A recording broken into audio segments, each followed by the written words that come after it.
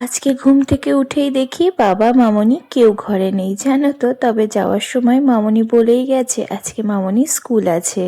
আর বাবা একটু বাজার থেকে একবারে বাজার করে নিয়ে এসছে। আজকে না বাবা একটু কাতলা মাছ এনেছে। রাত্রে তো অন্যরকম একটু প্ল্যান রয়েছে, কালকে তো পৌষ সংক্রান্তি, তো আমাদের মধ্যে না আজকের দিনে পিঠে করে। তো ওই জন্য রাত্রে একটু অন্যরকম কিছু রান্না করার প্ল্যান রয়েছে। ওদিকে আমার শ্বশুরমশাইকেও আসতে বলা হয়েছে। মাছের ঝোলটা না বাবা বলল বাবাই করে নেবে, আলু আর ফুলকপি দিয়ে মাছের ঝোল করবে।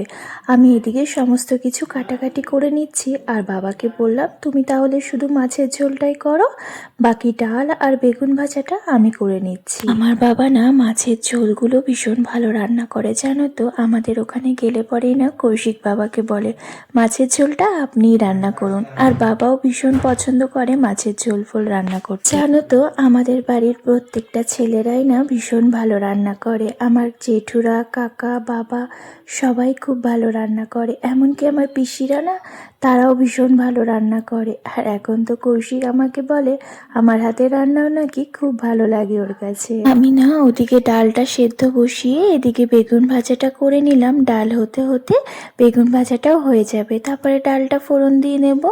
বাবাকে তো আমি বললাম বাবা আমি তোমাকে মাছটা ভেজে দিচ্ছি। বাবা বলল তোর আর কিছু করতে হবে না, তুই ওটুকু করে বেরিয়ে যা, বাকি মাছের সমস্ত কিছুই আমি করে নেব। জানো তো এখানে আসার পরই না আমি বাবাকে বলেছিলাম বাবা তোমার হাতে ডিম টোস্ট খাবো। বাবা সেটা মনে রেখেছে। আজকে সকালবেলা বাজার থেকে রুটিটা নিয়ে এসছে, তো আজকে সকালে ব্রেকফাস্টে বাবা ওই তো ডিম টোস্টই বানিয়ে নিয়েছে। বাবার এই ডিম টোস্টটা না দোকানের থেকেও বেশি ভালো লাগে। বাবার হাতে ডিম টোস্ট অনেক দিন খাই না, তাই এসে নিয়েই বাবার কাছে আবদার করেছিলাম। বাবাও সেই আবদারটা পূরণ করছে। অনেক কিছু আবদার করেছি জানো। আজকে রাতে যেটা হবে তোমরা রাতের ভিডিওতে দেখতেই পাবে, সেটাও কিন্তু আমি আবদার করেছিলাম। ব্রেকফাস্টটা করার পরই না আমি কৃষকে একটু পড়াতে বসেছিলাম, আর বাবা ওদিকে মাছের ঝোলটা করে নিচ্ছিল।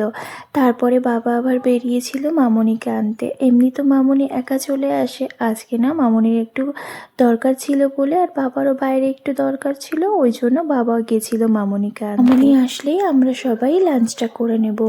আর মাছের ঝোলটা না ভীষণ ভালো হয়েছিল জানো তো খেতে। একটা গল্প করতে করতে আমরা দুপুরের লাঞ্চও করে নিলাম।